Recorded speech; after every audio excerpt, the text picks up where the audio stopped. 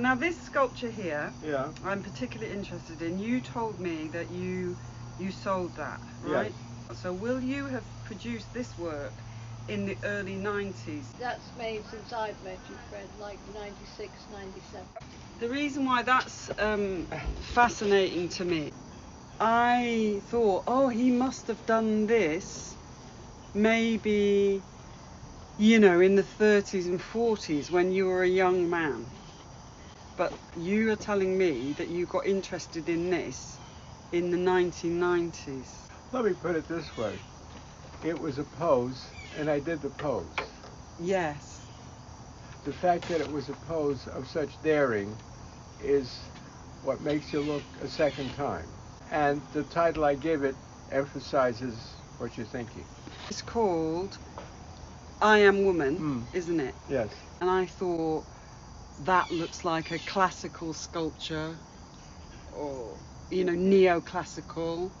I thought, I've never seen anything like that, right?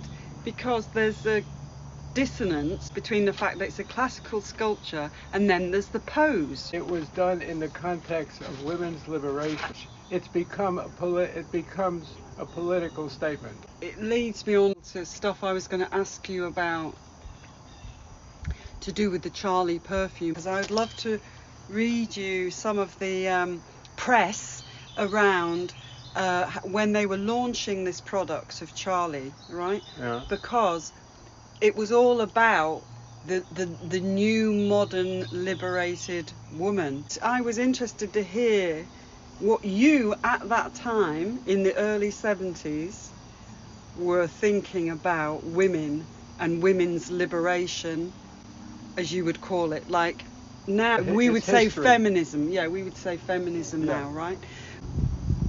I know now that you were thinking about it in the 1990s.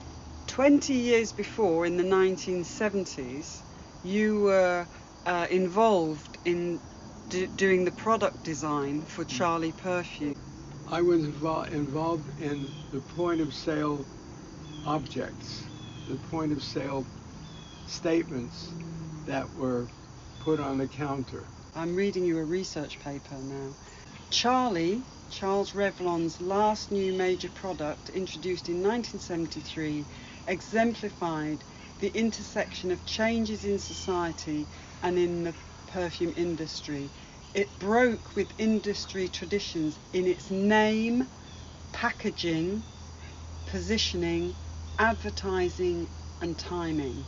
Charlie succeeded at becoming the first American fragrance to achieve the status of an international bestseller. As a designer, you were required to think about this message of the modern liberated woman. You were having to think, I have to create something that's going to appeal to that kind of buyer. This sculpture, which you produced in the 1990s, and now I see that as a woman, as somebody who respected women.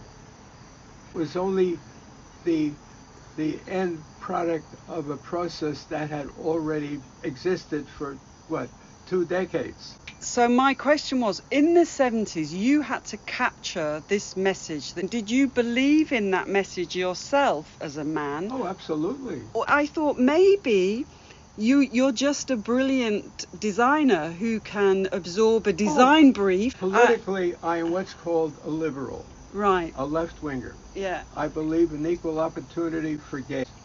I believe in equal opportunity for women. I believe in equal opportunity for black. So I already believed that. I believed that when I was a teenager. But I know in America, it's still a sexist tradition. Inherited that, and we're still working on it. And the black people know that, and they know they have allies, but they know there's another side. Yeah, you're talking about racists, and you're talking about you were opposed to racism and sexism back in the 70s. Long before that. Long before that, right? My father was a union guy, and he belonged to left-wing organizations, and the tradition was black and white, unite and fight. This was in the 20s and 30s. If that model didn't take that pose, Yeah, this discussion would never have happened. exactly.